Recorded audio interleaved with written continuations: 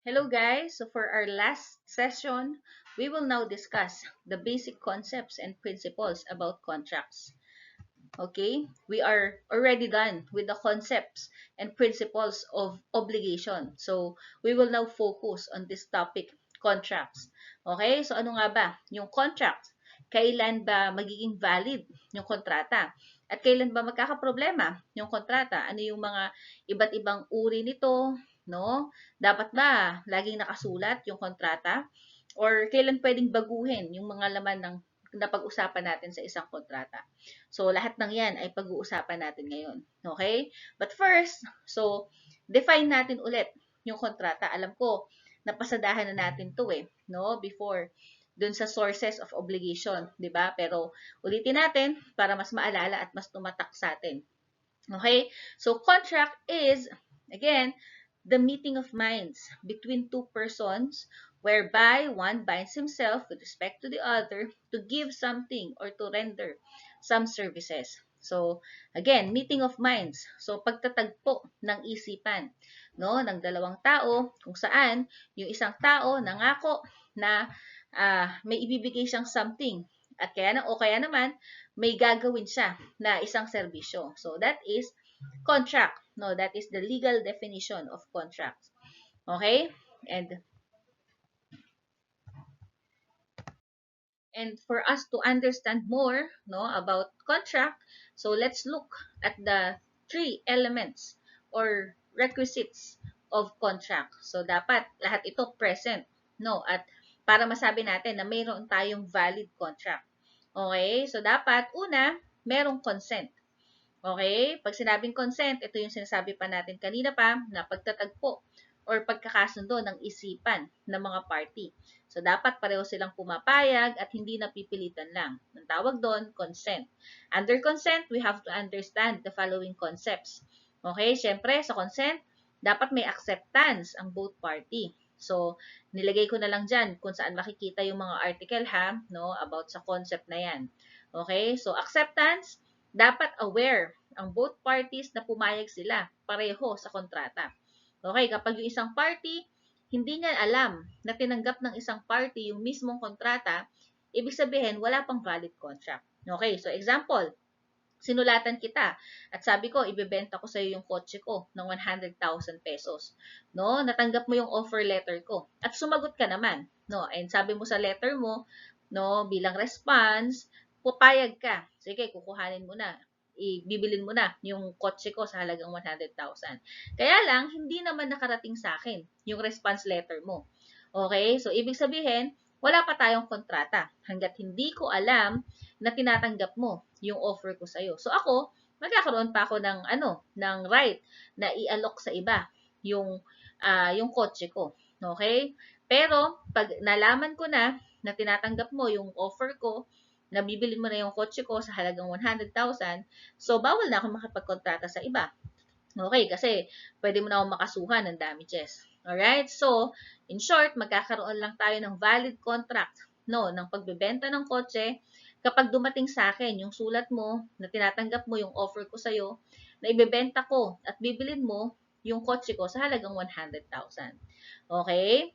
So, yun yung acceptance. Pagka pinag-usapan natin yung consent. So, dapat both parties nag-accept. Okay? Next, na konsepto about consent is the legal capacity. No, ang pwede lang magbigay ng consent ay yung may legal capacity. No, sino-sino ba yung mga may legal capacity? Of course, tayo. No, basta may kapasidad ka na magbigay ng consent, may kakayahan ka magbigay ng consent, so wala tayong problema dyan. Pero may mga tao na walang kakayahan na magbigay ng consent. So, sino-sino ba yung mga tao na yon? So, una, yung may mental illness. Okay, so syempre, pag meron kang problema sa pag-iisip, yung mga insane or baliw na tinatawag natin, so syempre, wala silang kakayahan, hindi sila makakapagbigay ng consent nila. So, wala silang legal capacity. Okay? So, hindi sila makakagawa ng kontrata, hindi sila pwedeng makipagtransaksyon. Kasi malamang, no, hindi nila alam yung consequence nun or hindi nila naiintindihan para saan ba yung pinipirmahan nila. Ano ba yung pinagkakasunduan nila. So, yung mga may mental illness, wala silang legal capacity. No. Second, pangalawa, may yung mga minor. Okay? So, wala pa sa legal age. Pag wala sa legal age, hindi pa 18 years old, no, syempre, no, limited pa lang yung mga kaya nilang gawin. At sa batas, hindi pa sila pinapayagan makipagkontrata actually. Kasi ganun din yung dahilan, pwedeng hindi pa nila naintindihan yung pinipirmahan nila. Okay? And pangatlo, no, kapag napatunayan na nakagawa ka ng krimen at pinarusahan ka, bukod dun sa pagkakakulong, pinarusahan ka ng civil interdiction. May tinatawag tayong parusa na civil interdiction. Na ang ibig sabihin, tinatanggalan ka ng mga civil rights mo. Ano ba yung mga civil rights? Karapatan bumoto, at yun nga, karapatan na makipagkontrata, no, civil right yun. So, pag ganun yung punishment sa'yo, okay, nakagawa ka ng mabigat na krimen, so ibig sabihin, wala kang legal capacity. Hindi ka pwedeng magbigay ng consent sa isang kontrata. Okay? So, mamaya-maya, no, pag-aaralan natin yung mga ano mangyayari sa kontrata kapag ka ganyan. Kapag ka yung isang party o yung both parties ay walang legal capacity. So, may consequence yan later on. No? Pero kung both parties ay wala namang problema sa legal capacity, so ibig sabihin, valid yung consent. No. Ibig sabihin, valid ang kontrata. Wala tayong problema. Okay? No? At yun. Huling mahalagang importante din na maintindihan natin itong vices of consent. No? Ibig sabihin, ng vices dyan ay depekto. Okay? So, dapat natin maintindihan na yung consent ay dapat walang depekto. Ibig sabihin, hindi nakuha sa pamamagitan ng force, violence, undue influence, threat, or mistake. No, yung consent, dapat hindi ka napilitan lang. Okay, dapat kusang loob, voluntarily, no, walang nanakot sa'yo para ibigay yung consent na yon. Kasi pagka pinilit ka lang, o kaya may karahasan, or tinakot ka lang, or nagkamali ka lang sa pagbibigay ng consent mo sa isang kontrata, so may consequence din yon at hindi valid yung magiging kontrata natin kapag ganun. Okay? So example, yun nga, pinapapirma ka sa kontrata habang may nakatutok na baril sa iyo. Hindi ibig sabihin tinatakot ka. No, pag hindi mo pinirmahan yung kontrata na to, papatayin kita. So syempre, may karapatan ka na maalis dun sa kontrata na yun dahil yun nga, may vices of consent. No, may depekto sa consent. No, mamaya pag-aaralan din natin 'yan. Okay? So, 'yun.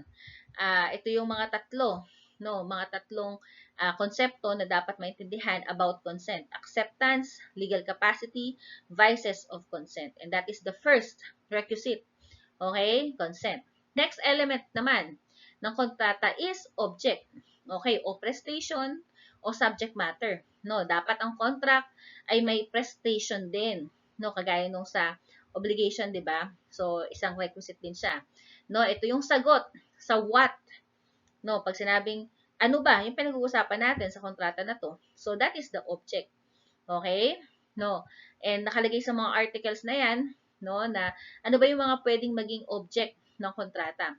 So, syempre, pwede naman anything basta hindi bawal. No, hindi bawal sa batas, hindi bawal sa good custom, public order, public policy, and moral. Okay. So, lahat ay pwede naman basta hindi pinagbabawal or not contrary to law, good custom, public order, and moral law natin. Okay, so for example, syempre, bawal yung illegal drugs. No, bawal yung mga serbisyo na pagpatay, no, pag-assassinate sa isang tao. So, syempre, illegal yun. Okay? Against law and moral natin. And then, bawal din, no, yung outside the commerce of man. No, ibig sabihin, yung mga bagay na hindi naman pwedeng ariin ng tao, kagaya ng, example, public roads, okay, o kaya river, o kaya ocean, no, yun yung mga gusto mong ibenta, yun yung gusto mong i-donate. Syempre, of course, no, hindi pwede yun. Invalid yun. So, pag ganun, yung object ng kontrata mo, so, magkakaproblema rin tayo dyan. At, tag dito, may consequence yan, at hindi tayo magkakaroon ng valid contract pag ganyan. Okay, mamaya, pag-aaralan natin ano mangyari pag yung object ganun. Alright? So, Ulitin ko, yung object dapat pwedeng ariin ng tao at hindi contrary to law, contrary to morals, good custom, public order, and public policy. Okay? And then last element is cause or consideration. No, ito naman yung sumasagot sa why ng kontrata. So, bakit ba? Bakit ba kayo magkokontrata? Siyempre, may dahilan yan. Okay? So, ano bang gustong makuha? Ano bang dahilan kung bakit kayo papasok into an agreement? Okay? And kadalasan, no, ang dahilan ay pera. Okay? So, dahil malamang sa pera. Okay? So, ang cost or consideration, kadalasan, amount of money. Okay? So, sa bentahan. So, bakit mo ibebenta? Yung kotse mo, kasi kailangan mo ng pera. So, ang cost or consideration, yung amount. So, magkano? 100,000. Okay? So, that is the cost or consideration. Okay, so dapat kumpleto yan sa isang kontrata. Okay? Dapat may consent, object, at consideration. Yan yung tinatawag guys na COC. Okay. So, siguro nakalaro na kayo ng COC. No, may laro tayong COC.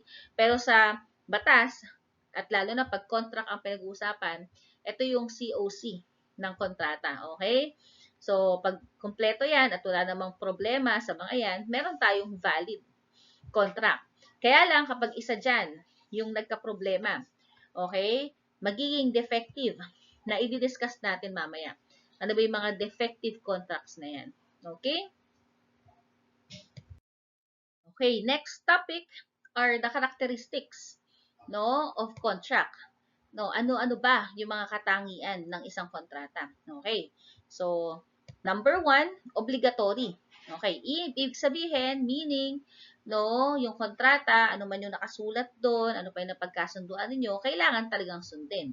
Mandatory. Kapag hindi nakasunod sa kontrata o hindi tinupad yung napagkasunduan sa kontrata, of course, liable yung party na yon for damages. Okay, na pinag-aralan natin before pa. Okay?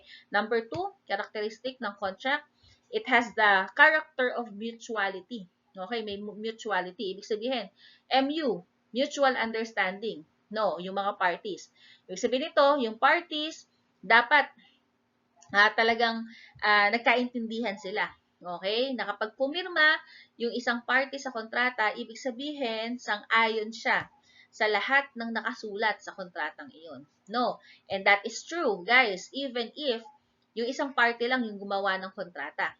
No, at pinapirmahan lang yung isa. No, ang tawag natin doon sa ganung kontrata ay contract of adhesion. Ayan. So, yan. Nakausulat dyan. Contract of adhesion, one party prepared the contract desired by him, and he simply asked the other party to sign the contract and agreed with the terms and condition. Okay. So, madalas nangyayari yan sa bangko o kaya sa insurance, di ba?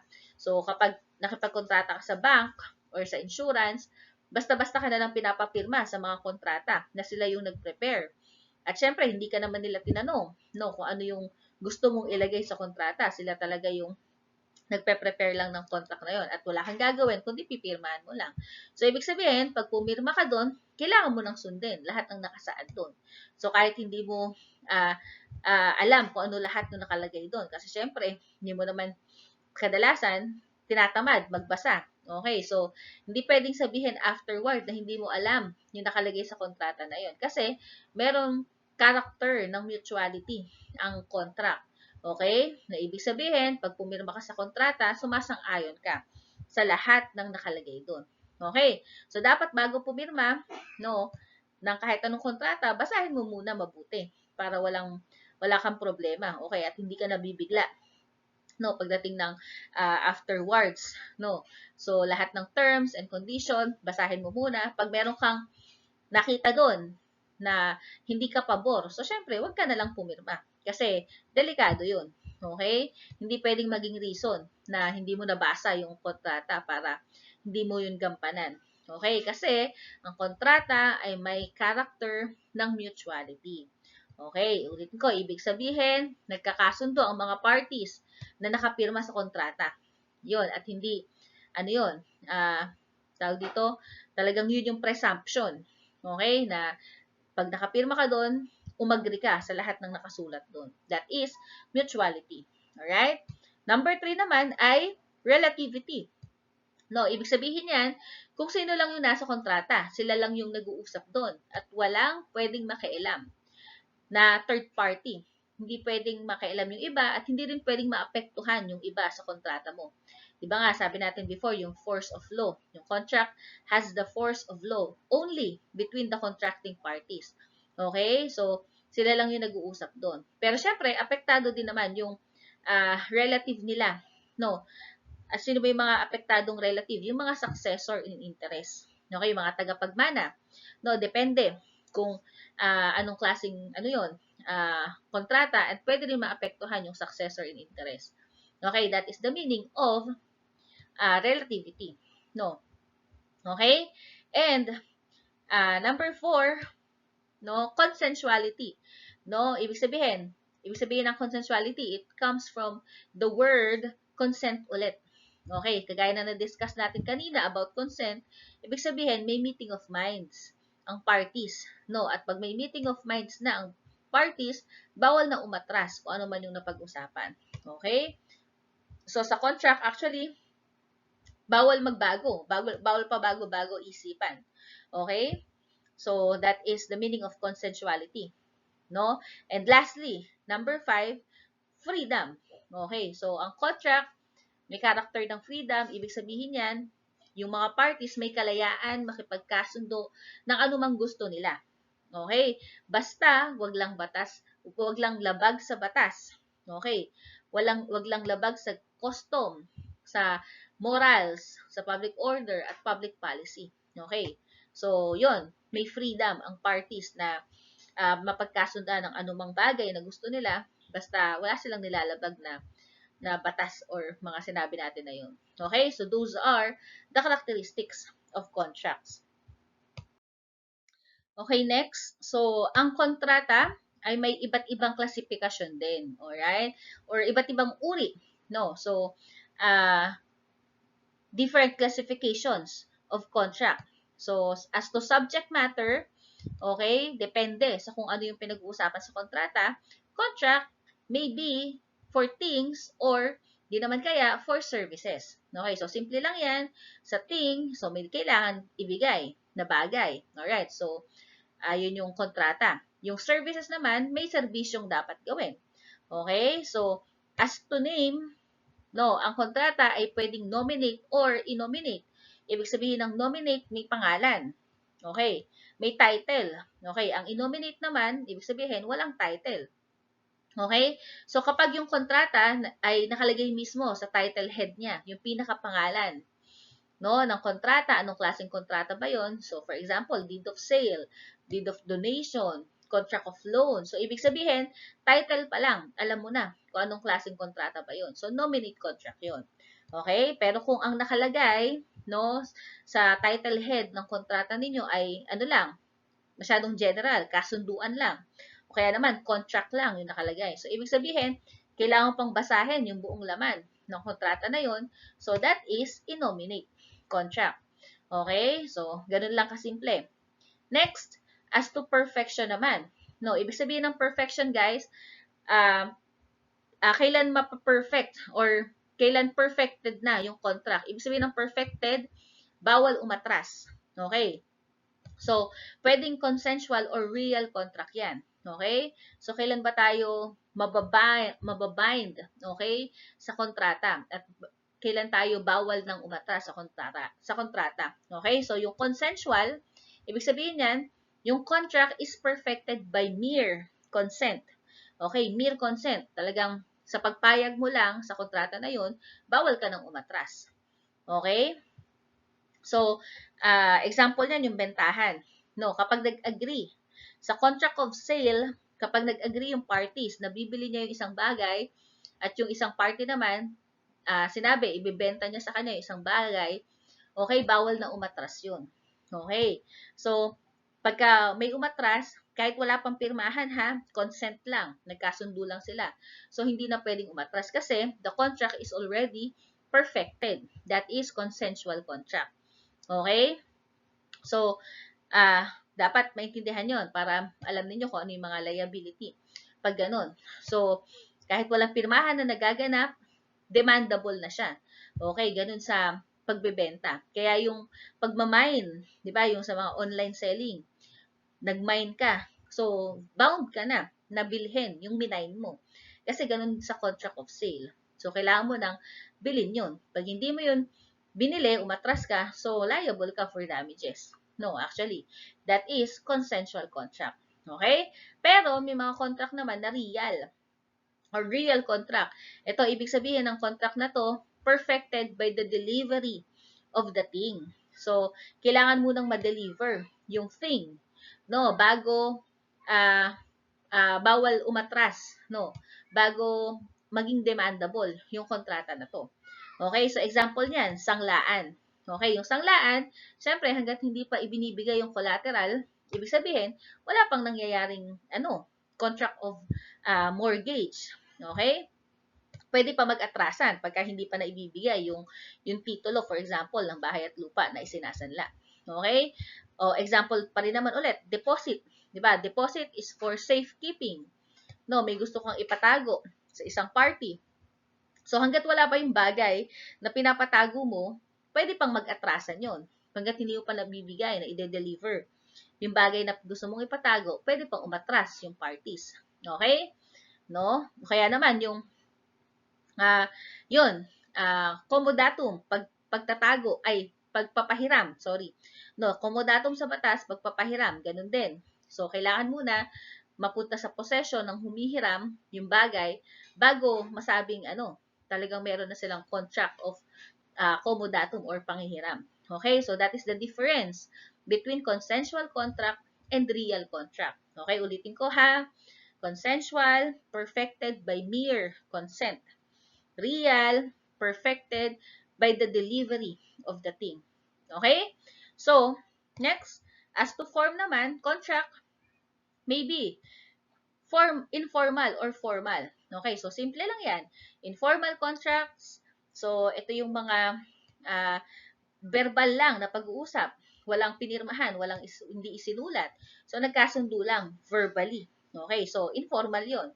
Kaya naman, pwede na sabihin, informal yung sa likod lang ng notebook, sinulat yung usapan. O kaya sa pambalot lang ng tinapa, nilagay yung usapan niyo. So, napaka-informal naman nun. Pero, pwede ba yon? Yes, pwede rin naman. Okay, mamaya pag-usapan natin tungkol sa forms ng contract. Okay? Pero may mga kontrata na required, no, na dapat formal, na nakalagay sa papel, nakadokumento, nakapirma yung mga parties, and naka-notary public pa. Okay, that is formal contracts. Okay? Next, as to degree of dependence, ano ba yung degree of dependence? No, paano ba sila nabubuhay? Okay, so number 1, pwedeng preparatory. No, preparatory contract lang or offer lang. No, talagang pinaprepare yung unang uh, uh, degree niya ay pinaprepare lang yung mga parties. Okay, nagbibigay pa lang ng suggestion yung mga parties. Okay? Tapos, after nun, pagka nagkasundo na sa suggestions, pwede nang pumunta sa accessory contract. Okay, principal contract. Yung principal contract naman, yun yung pinaka-demandable na kontrata talaga. Yung pangunahing kontrata, in Tagalog. Okay? So, dapat, yung pinaka-pangunahing kontrata, dapat valid yan. Okay? So, pag invalid yan, uh, yun, hindi rin tayo magkakaroon ng valid contract pag ganun. And lastly, accessory contract naman. So, napag-aralan na rin natin yan. So, ito yung nakakabit lang sa principal contract. Nasabi nga natin, kapag valid yung principal contract at invalid yung accessory contract, hindi maapektuhan si principal contract. Pero, pagka invalid si principal contract, kahit valid si accessory contract, ay mawawalang bisa na rin si accessory kasi accessory lang siya.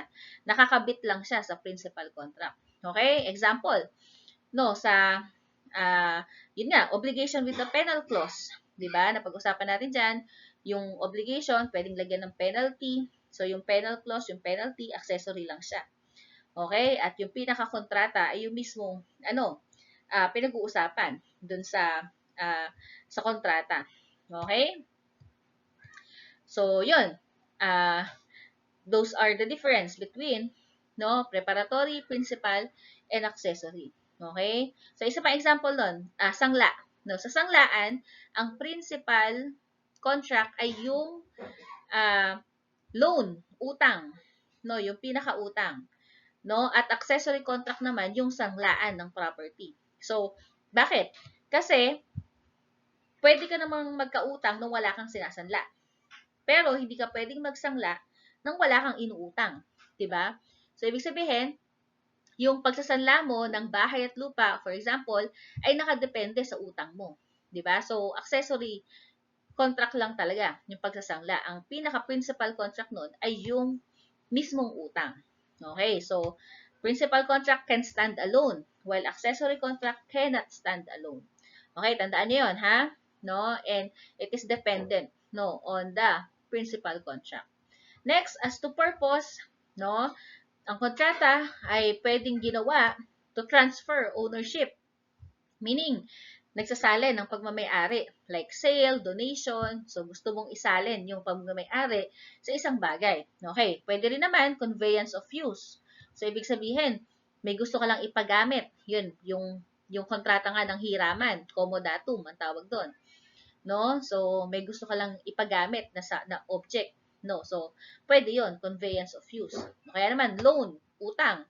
Pinapagamit mo rin yung pera mo. Okay? So, conveyance of use din yun. Okay? And then, pwede rin naman, rendition of service. Ibig sabihin, tungkol sa serbisyo, may dapat gawin. Okay? As to nature of obligation, okay? So, pwede namang unilateral or bilateral ang kontrata. Okay? So, ibig sabihin, ano bang obligation yung nakikreate ng kontrata? Unilateral means, isang party lang yung may obligation. No, example yan, utang or loan. Diba sa utang or loan, si debtor lang yung may obligasyon magbayad. Si creditor, wala naman siyang obligasyon magbayad. Kundi may karapatan lang siya na maningil. Okay? Bilateral naman, both parties may obligation. No, parehong may dapat gampanan. So, napag-usapan, parang yung reciprocal obligation. So, under siya ng bilateral obligation. No, na binabanggit natin before. Yun nga, yung bentahan, both parties, may obligasyon. Si seller, bibigay niya yung item. Si buyer, babayaran niya yung item na binili niya. Okay?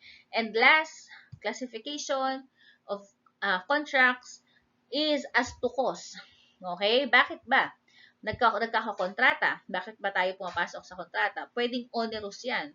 Or pwede rin naman gratuitous. Ibig sabihin ng onerous, may kapalit. May gusto kang makuha sa kontrata na yon. No. Onerous yon. Pero kung gratuitous yung kontrata, ibig sabihin lang yan, walang kapalit. No. Ang dahilan lang ng pagkipagkontrata ay gusto lang magbigay. No. Kagaya ng donation, gratuitous. Okay? So, those are the different classification of contracts. Okay?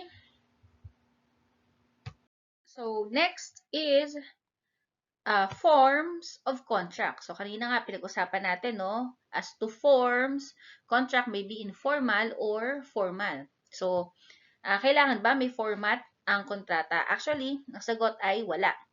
No, contract may be in whatever form. Pero that is only the general rule. Okay, of course, pag sinabing general rule, may exception. And the exemption, when the law requires that a certain contract be in some form.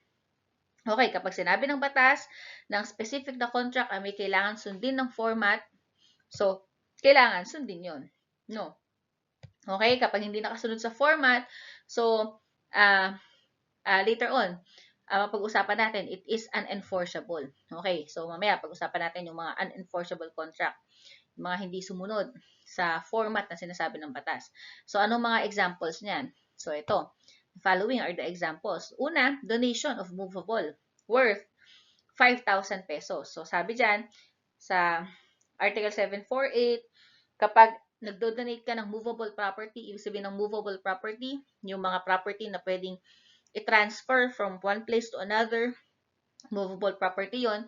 So, kailangan naka-notary public yan. Okay, nakasulat yan. In writing and notary public. Tapos, ganun din, sa donation of immovable, kahit magkano yung halaga. Yung immovable property naman, so yung mga hindi na transfer from one place to another. Example yan ay lupa. Of course, bahay at lupa. Hindi mo pwedeng i-transfer yun ng ibuhatin at lipat sa iba. So, kahit anong amount, ganun din. Dapat nakasulat, nakapirma ang parties, at nakanotaryo publiko din. Okay, another example, sale of piece of land through agent. Ayan, kailangan may kasulatan din yan para makasingil si agent dun sa nagpapabenta sa kanya ng lupa. Okay, pag wala siyang kasulatan, no, hindi siya makakasingil sa pag-usapan nilang komisyon. Okay? Next is contract of antichresis. Antichresis, ano ba yan? Ito yung way ng debtor, no, na makabayad sa utang niya. Paano siya magbabayad ng utang? So, yung fruits ng property niya, yun yung ipambabayad niya kay creditor. So, for example, si debtor may utang kay creditor. So, para makabayad siya, for example, si debtor merong lupa. So, yung mga aanihin sa lupa niya, imbis na siya yung umani, ang aani na lang ay si creditor para makabawas siya sa utang niya, bayaran niya interest, and all. Okay, so, contract of antichresis yun. Yan, sabi sa batas, kailangan nakasulat din yan, nakanotaryo publiko. Okay, another example is partnership. No, when money or property worth 3,000 is contributed. Pagka yung pinagsama-samang property or money ay lumagpas na ng 3,000 sa partnership, so kailangan naka-written document na rin yan at nakanotaryo na din. Okay, ganun din, partnership ng kailangan may inventory. Pag immovable property naman, yung kinontribute sa partnership. Okay? And, napag-usapan na natin before, yung interest. Diba? Hindi tayo makakasingil ng interest kapag hindi nakasulat at hindi nakapirma ng mga parties na pumapayag talaga sila sa interest na ipinataw ni creditor. Okay? So, pag hindi sumunod sa format na sinasabi ng batas, ang kontrata, so actually, ang tawag doon, unenforceable. Later on, didiscuss natin yon. Ano ba yung unenforceable? Okay? So, yun yung dapat natin malaman pag pinag-usapan ang forms of contract. So, next is reformation of instrument. Okay? So, reformation means pagbabago. Instrument means document or contract. So, ibig sabihin, pagbabago sa dokumento o kontrata. Okay? So, question, pwede bang baguhin ng parties basta-basta yung kontrata na pinirmahan na nila? Okay? Ang sagot ay pwede naman, pero hindi basta-basta. Okay? So, pag okay lang sa both parties, na, o sige, baguhin natin yung kontrata natin. Di ba? Novation nga yung tawag doon. Pero, what if yung isang party lang yung may gustong magbago nun sa pinirmahan nila, tapos yung isang party naman, ayaw na niyang ipabago. So, doon may problema. Okay? So, para magtagumpay yung isang party na ipabago yung instrument or yung document na pinirmahan nila, dapat sumunod muna sa mga requisite na to. Okay? So, una, dapat merong meeting of minds, no, dun sa kontrata. So, nagkasundo nga sila, valid contract yung hawak nilang kontrata. So, pangalawa, dapat patunayan ng isang party na yung gusto niyang kaya niya gustong ipabago yung kontrata ay dahil the true intention of the parties is not expressed in the instrument. So, hindi daw nailagay sa instrument, sa document, yung talagang true intention, yung talagang totoong gustong mangyari ng parties. Okay, and yung pangatlo, no, the failure of the instrument to express the true agreement is due to, kaya hindi nailagay yung true intention ng parties ay dahil sa mistake, fraud, inequitable conduct, or accident. Okay? So, dapat patunayan yun ng party na gustong baguhin yung kontrata nila. Kapag hindi napatunayan yun, so syempre, hindi pwedeng baguhin agad-agad yung document. Okay? So, dapat lahat ng requisites na to ay mapatunayan ng isang party na gustong baguhin yung kontrata. Okay?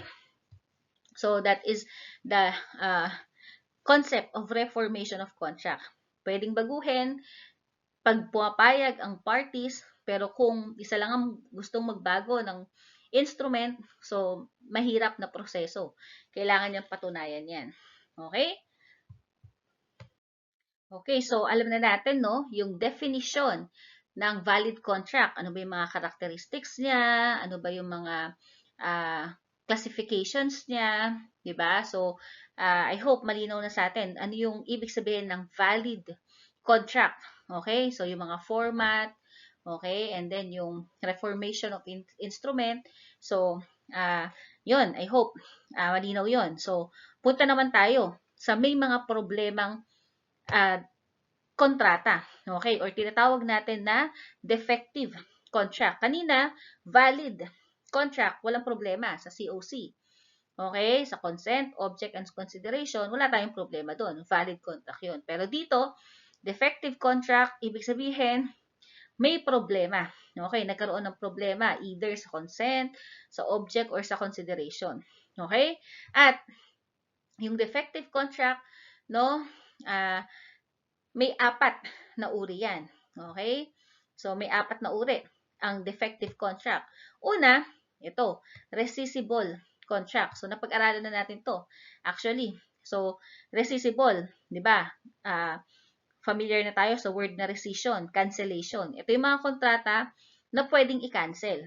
No, bakit ba pwedeng i-cancel yung kontrata? Kasi, contract, ito yung mga contracts that has caused a particular damage to one of the parties or to a third person, or which for equitable reasons may be set aside even if valid. Okay? So, bakit ipapakancel ang kontrata? Kasi nagkaroon ng damage.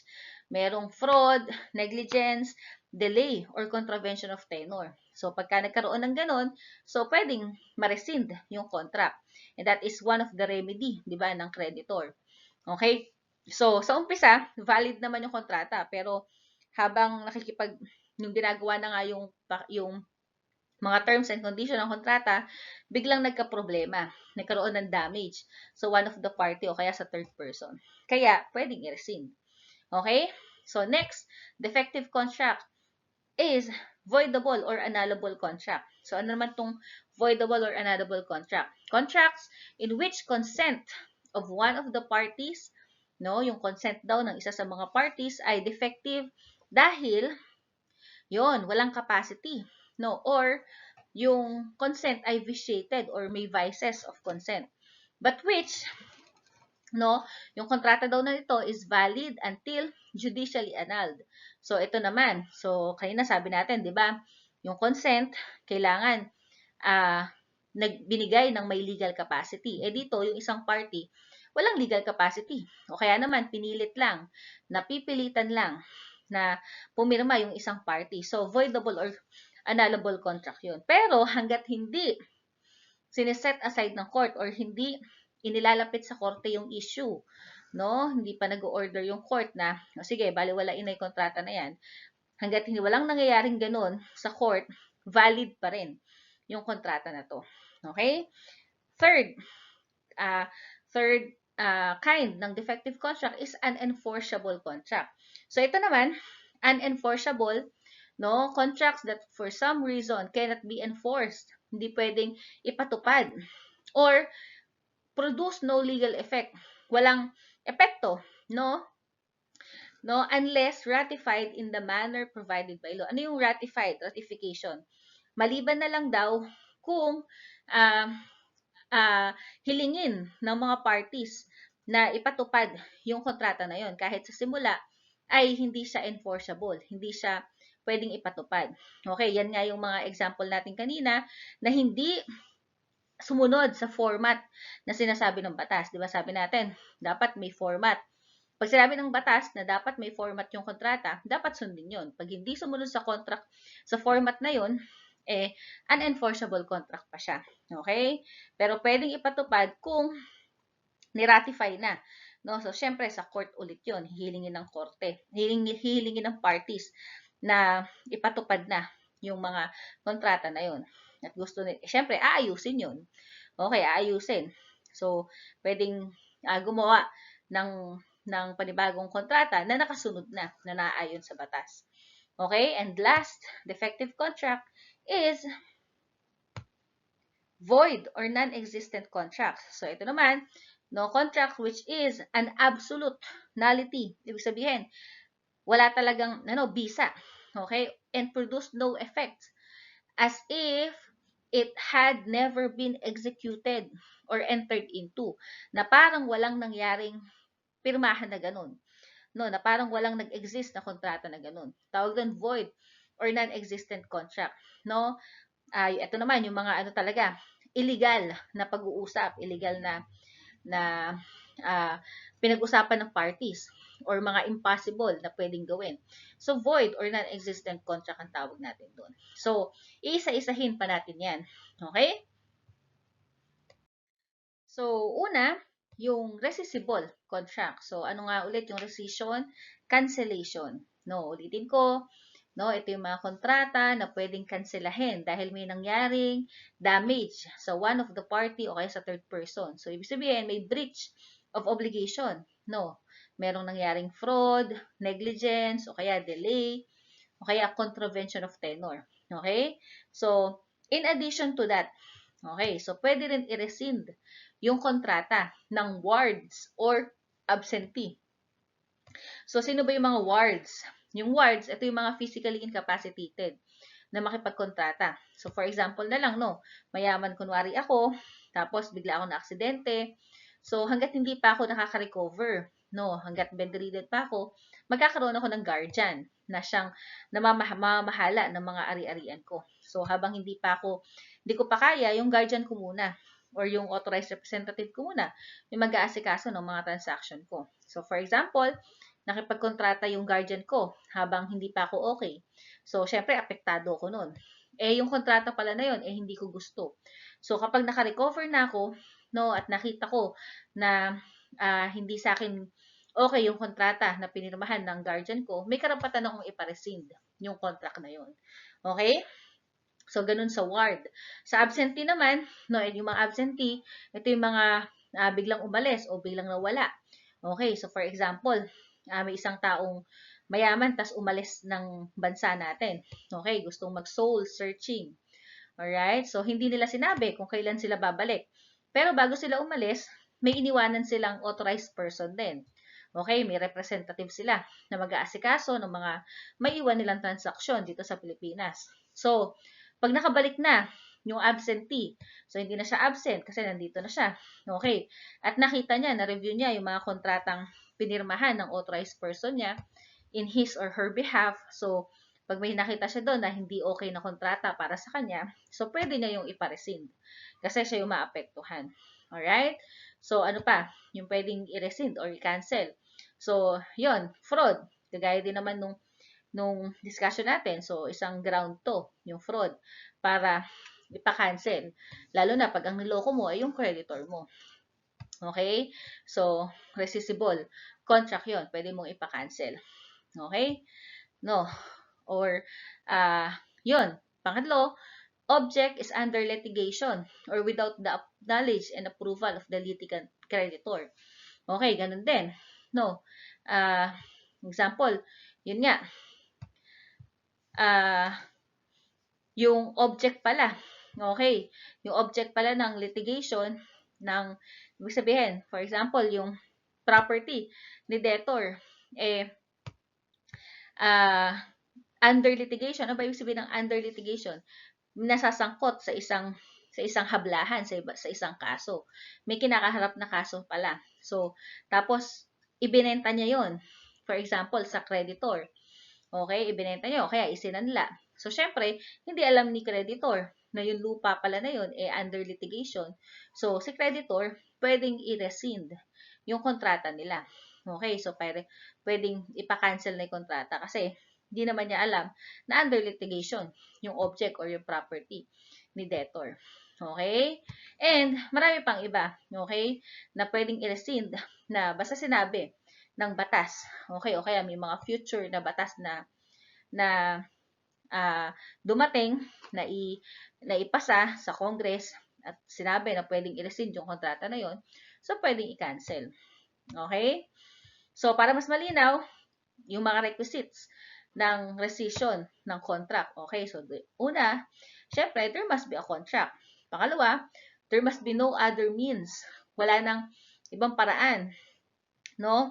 Talagang, kailangan na talagang ipa-rescind para hindi na mas gumrabe yung damage. Okay? Tapos, parties, dapat pwede pang isole sa bawat isa.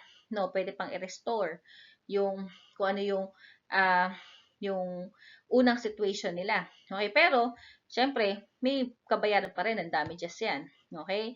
Fourth, the object must not pass legally to third person. So syempre hindi pa yun pwede pa nga ibalik sa isa't isa at hindi pa yun ibinibigay sa third person yung anumang object ng contract na yun.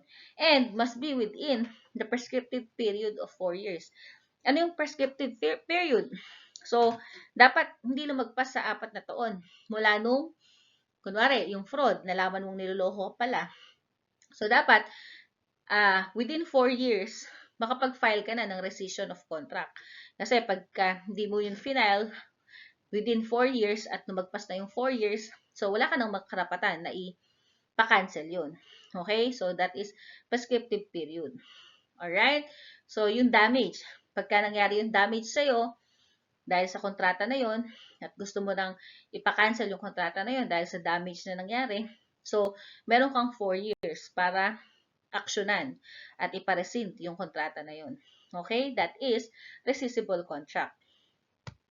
Next is voidable contract or pwede yung tawagin annullable contract. Ito yung sa Tagalog, pwedeng ipawalang bisang kontrata. Okay, kanina, yung rescissible, ang Tagalog nun, kontratang pwedeng ipakansela. Okay, papakancel mo yung kontrata, rescissible contract. Ito naman, voidable or annullable contract, pwedeng ipawalang bisa. Okay, magkaiba yun. Ito yung mga kontrata na pwede mong ipawalang bisa. Okay? So, dito guys, no, voidable, no? Kasi kanina sa rescissible, dapat may damage na nangyari or nakaperwisyo yung kontrata, no, doon sa isang party. Pero dito, kahit walang damage na nangyari, pwedeng walang bisa yung kontrate. Kailan? Paano? Paano mo ipapawalang bisa? So, kapag one of the parties, no, isa sa mga party ay walang capacity. Okay. Walang capacity to enter into a contract. Ibig sabihin, walang legal capacity. Ito yung sinasabi natin kanina, na yung isang party, nalaman mo, minor pala, o kaya yung may mental illness, okay? So, yun, kapag ka ganun yung kakontrata mo, o kahit mismo yung may mental illness, syempre, pumirma siya, may mental illness siya, naging, matino na siya. So, nalaman niya, napirmahan niya pala yung kontrata na yun. So, pwede niyang ipa-annul yung contract na yun. Kasi, anong ground niya sa pagpapa-annul? Kasi, nung pinirmahan niya yun, may mental illness siya. Okay? O kaya naman, no, may vitiated consent. Ito, yung napilitan lang. Yung napilitan lang, pumirma sa kontrata dahil tinakot siya, or dahil may violence, o kaya may force, or undue influence, o pagkakamali, no? Kaya niya napirmahan yung kontrata na yun, so pwede niyang ipa-annul yun. Pwede niyang ipawalang bisa. Okay? So, voidable means valid or binding until annulled by competent court. Okay?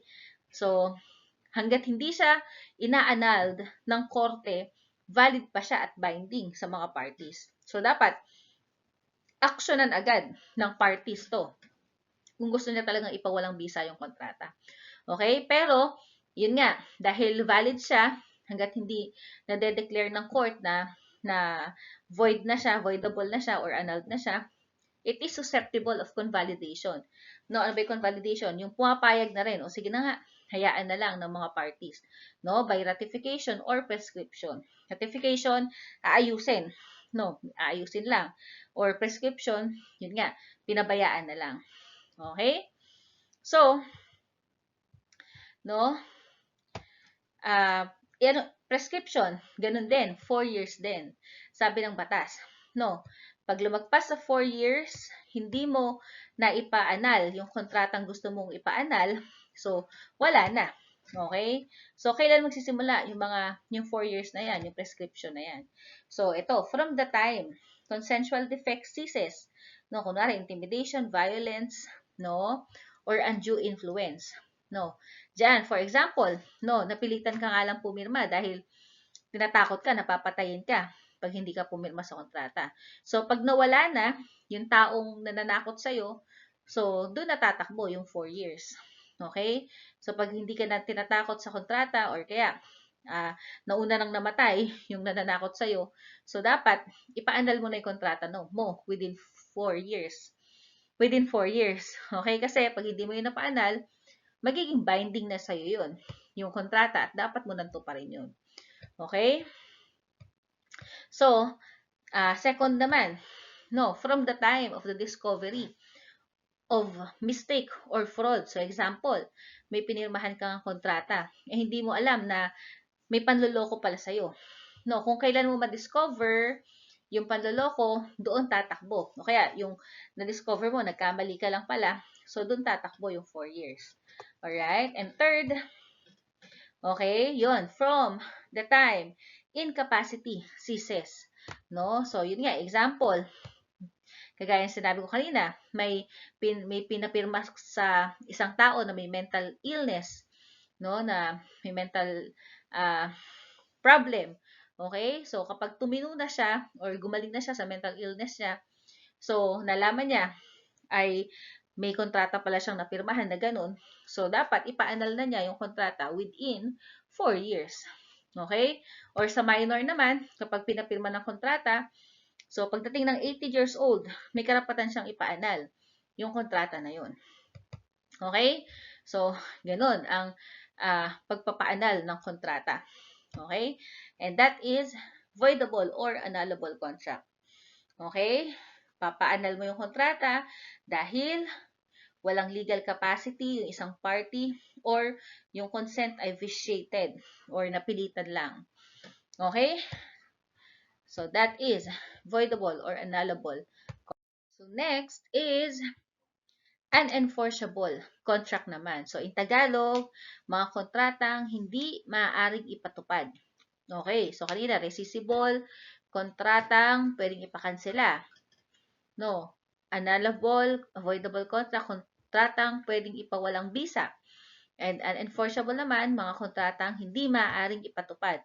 So, bakit nga ba hindi maaaring ipatupad? So, sabi natin kanina, so isang example niyan, kapag hindi nakasunod sa format na sinasabi ng batas. Okay? So, yan. Bukod doon, bukod doon sa mga form, sa mga kontratang hindi sumunod sa format na sinasabi ng batas, pwede rin itong gantong klase yung nangyari. Okay? Entered into in the name of another person. So, ibang tao yung nilagay mo. Okay? Ibang tao yung na-represent mo sa kontrata, hindi mismo ikaw. By one who has no authority. Nakipagkontrata ka, wala ka namang authority or wala kang legal representation. So, unenforceable yon. Hindi pwedeng ipatupad yung kontrata na yon. Ang example niyan, biglang may kumatok sa pintuan ninyo. Kunwari, okay, tapos yung tao na yon sinasabi, nabili na daw niya yung bahay at lupa nyo. Kaya pinapaalis na kayo. Okay? Tapos, may pinakita siyang dokumento, kontrata, ang nakapirma, binibenta nga yung bahay at lupa ninyo, pero ang nakapirma, yung kapitbahay nyo. So, ibig sabihin, ibinenta ng kapitbahay nyo yung bahay at lupa nyo. Okay, so pwede ba yun? So, of course, hindi. So, kapag ganun yung nangyari, kung sino man yung nagpapaalis sa inyo sa bahay ninyo, at yun yung pinapakitang dokumento, hindi naman kayo yung nakapirma, so hindi pwedeng i-enforce yun. Yung kontrata ay hindi pwedeng ipatupad kasi wala namang authority yung kapitbahay nyo na ibenta yung bahay at lupa nyo. Hindi naman sa kanya yun. Okay? Yung isa naman, acted beyond the power given to him. Okay? Or tinatawag natin ultra vires. So, example niyan, so ang nangyari naman dyan, binigyan nyo nga ng authority yung kapitbahay ninyo na isanla. Okay, nag-usap kayo ng kapitbahay nyo. O sige, mare, kapitbahay, isangla nyo tong bahay at lupa namin. Okay, wala kaming kilalang pwedeng pagsanlaan eh. Kaya lang, imbis na isanla yung bahay at lupa nyo, ibinenta ng kapitbahay ninyo. So, acted beyond the power given to him. So, sumobra na. Hindi naman yun yung kapangyarihan niya.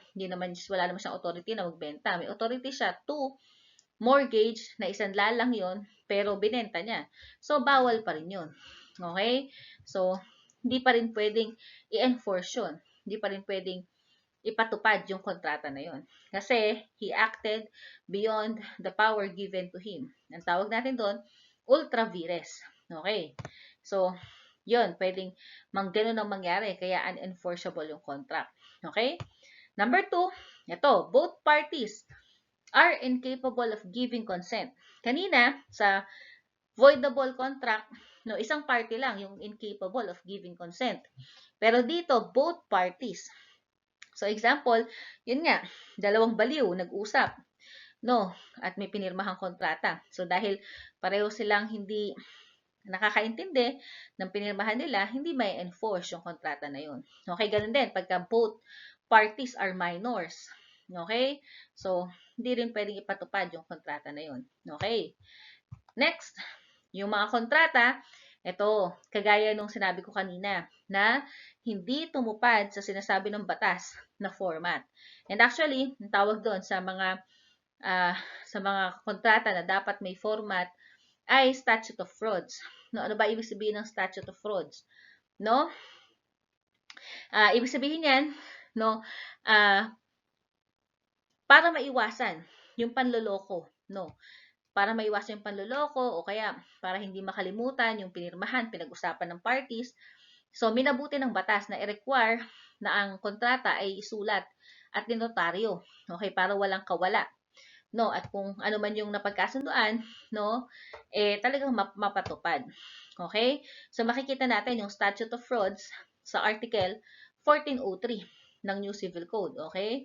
So, nakalagay dyan, the following agreements are unenforceable unless in writing, in written memorandum, and subscribed by the parties. Ano ba ibig sabihin ng subscribe by the parties? Yun yung dapat nakanotaryo, pinanumpaan ng mga parties. So, notary public ang ibig sabihin nun. Okay? Ano yung mga following agreements na yan? So, number 1, agreements not to be performed within 1 year. So, yung mga pagkakasundo na hindi pwedeng gawin sa loob ng isang taon ay dapat nakasulat. Kasi madaling makalimutan yan. Diba? So, para hindi makalimutan, sulat nyo at panumpaan ninyo sa notaryo publiko. Okay? Number 2, no, special promise to answer for a debt. No, pagka merong isang tao na sasagutin na yung utang, nangako na sasagutin na yung utang ng debtor, pasulatin nyo ulit. Kasi para hindi makalimutan, okay? At para ma-demand nyo siya. Alright? Number 3, agreements made in consideration of marriage. Ganyan din. Yung bibigyan kita ng bahay at lupa. Pag nagpakasal kayo, may ganito. Okay? So, dapat may sulat din yan at panumpaan para hindi rin makatakas yung nangako na yan. Okay? Or yung magbibigay ng something in consideration of marriage. Okay? No? Pang-apat naman, no? Sales of good with price of 500. So, actually, medyo hindi na applicable yung provision na to kasi 500 pesos sobrang baba na niyan ngayon. No, nung ginawa kasi yung civil code, sobrang tagal na, 'di ba? And yung 500 before, malaking halaga 'yan. Pero ngayon, actually wala na siyang halaga. So, I think kailangan na siyang i-amend. Pero sabi sa batas, pag meron kang ibebenta na goods na nagkakahalaga ng 500, no, dapat nakasulat 'yan, no, at naka-notaryo din, naka-subscribe. Okay? Pero yun nga, dapat na yan i-amend. Next, 5, ito leasing, no, renta, no. Leasing period longer than 1 year or sale of real property. So, sa rentahan, kapag yung rentahan ay more than 1 year, kailangan nakasulat na rin at nakanotaryo. Kasi pagka hindi nakasulat at nakanotaryo, so ang consequence niyan, pwedeng paalisin agad-agad yung umuupa. Tapos yung umuupa, pwede din naman umalis ng agad-agad nang wala nang pasabi kay at hindi siya liable sa damages noon. Pero kung nakasulat at ang usapan nila in 1 year, mapoproteksyonan yung karapatan nila pareho. Okay, yung nagre-renta, hindi siya pwedeng paalisin agad-agad. Yung nagpapaupa naman, so syempre, dapat bayaran siya sa loob ng 1 year. Okay? no? Or sale of real property. Ayan, yung real property, immovable property ang tawag doon. No, anong other term doon, immovable, yung mga lupa, bahay, no? So dapat naka-notaryo 'yan, nakasulat, nakapirma, naka-notaryo. Okay? And last, 'yun. 6, representation to the credit of a third person. Ayan. So pag merong yan, katunayan na ikaw din yung magbabayad ng utang ng third person. So actually, so parang number 2 din 'yun. Okay? So yung mga 'yan dapat uh, naka naka in written memorandum and subscribed by the parties. Kapag hindi, so unenforceable siya. Hindi siya mapapatupad. Okay. So, yun nga, yung format. Kaya importante na sumusunod din tayo sa format. Okay? Mga sinabi rin natin kanina, donation, yung partnership, anti-crisis, okay? Unenforceable din yun. Kapag ka hindi sinunod yung sinasabi ng batas. Okay? Alright, so those are unenforceable contracts. Mga kontrata na hindi pwedeng ipatupad. And lastly, finally, no, ito na yung last defective contract natin, which is void or inexistent contracts. So ito naman, walang bisa. Wala talagang bisa yung kontrata. Void from the very beginning. So umpisa pa lang, wala na talagang bisa o epekto yung mga kontrata na to. No, hindi kagaya ng tatlo. Yung rescissible, yung voidable, no, pwedeng ipatupad yan. Pwede pa rin ipatupad yung laman ng kontrata kung hindi magrereklamo yung mga parties sa korte. Okay, di ba? So, valid until annulled. Okay? Yung unenforceable naman, so pwedeng ipatupad din. No, yung unenforceable, pwedeng ipatupad yon pag ginusto ng party. No, ipapaayos nila sa korte. Ang tawag doon, ratification. Sa simula, unenforceable, hindi siya pwedeng ipatupad hanggat hindi hinihiling ng parties na ayusin sa korte yung unenforceable contract. No, so pwede pa rin may chance pa rin na kahit papaano mapatupad pa rin. Pero sa simula, hindi pwedeng ipatupad. Okay, unenforceable. Pero itong void, ulitin ko, hindi talaga siya pwedeng ipatupad kahit gusto ng mga parties. Wala talagang bisa o wala talagang kwenta ito. At kahit may isang party na lumabag, no, yun, pwede niyang sabihin, hindi siya liable kasi, ano siya, void or inexistent yung kontrata nila. Okay. So, dito, pinagpapalagay ng batas na walang nangyaring kontrata whatsoever. Okay? So, produces no effect whatsoever, no? Yung korte, sasabihin niya lang, i-declare niya lang na yung kontrata ninyo ay void or inexistent. No, it cannot be confirmed, ratified, or validated. Okay, so ano yung mga kontratang ito? So, number 1, yun nga, yung cause, object, or purpose is contrary to law, morals, good customs, public order, or public policy. So, mga labag sa batas, sa moralidad, sa custom natin, sa public order, public policy, hindi pwede yan. So, yung example nga natin dyan, yung illegal drugs. Okay, yun yung ipambabayad mo, illegal drugs. Okay, so, yung cause ay contrary to law na yan. Yung object, yung bentahan ng mga illegal na armas, for example. So, void contract pa rin yan. Okay, tapos yung purpose, gusto mo may mamatay na sino man. Okay, so nag-hire ka ng assassin. Okay, so contrary to law, moral yun. Okay, so yun, void or inexistent contract yan. Okay, so yun yung unang example. Number 2, yung mga objects naman na outside the commerce of man. So yun nga, example naman natin dyan, yung public road, gusto mong ibenta. O kaya yung national park, yung Rizal Park, gusto mong ibenta, hindi naman pwedeng ariin ng tao yun. O kaya yung mga buwan, between, ocean, no, yung mga mga mga property na hindi naman sa'yo. Okay? Outside the commerce of man, hindi pwedeng ariin ng mga tao, so bawal din yan. Pagka yun yung object mo, ay void or inexistent contract yan. Okay? Number 3, yun nga, impossible service. Ibig sabihin, yung pinapagawa mo ay imposibleng mangyari, imposibleng magawa. Okay? So example niyan, nagpapagawa ka ng bahay sa loob lang ng 2 araw. No, ang laki-laki ng bahay na gusto mong pagawa.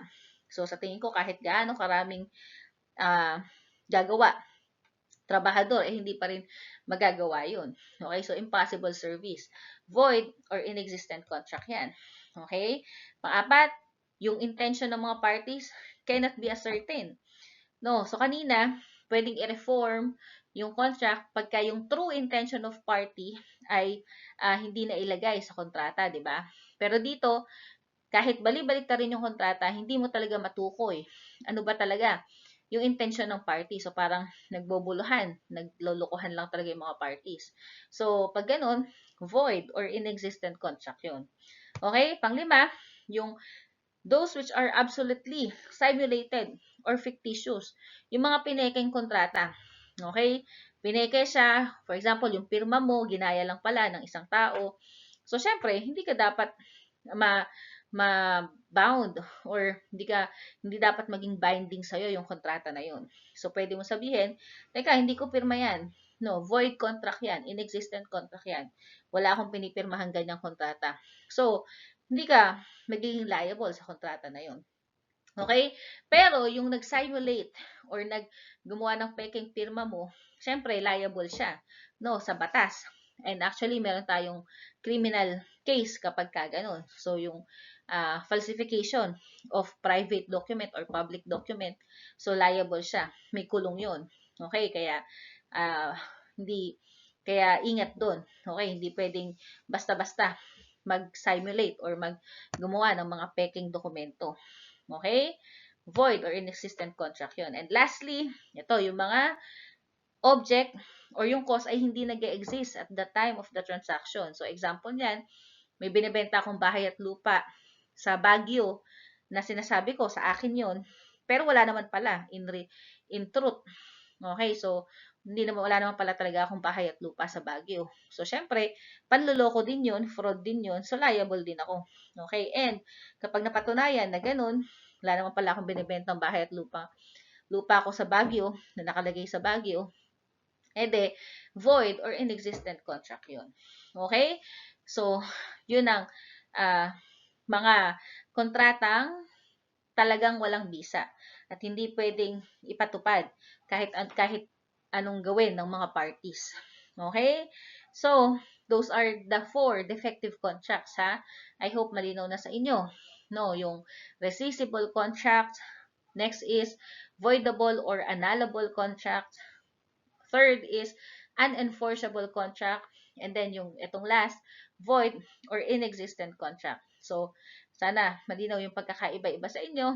And syempre, yan yung mga kontratang iiwasan ninyo. Dapat, pag nakipag-transaction kayo, valid contract. Siguraduhin ninyo ng inyong kontrata ay magiging valid para wala kayong liability for damages. Okay? At wala kayong maging problema. Okay? So, dyan nagtatapos yung lesson natin and actually yung subject natin.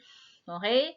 I hope marami kayong natutunan and yun.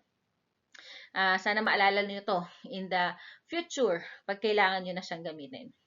Okay? Thank you everyone and God bless.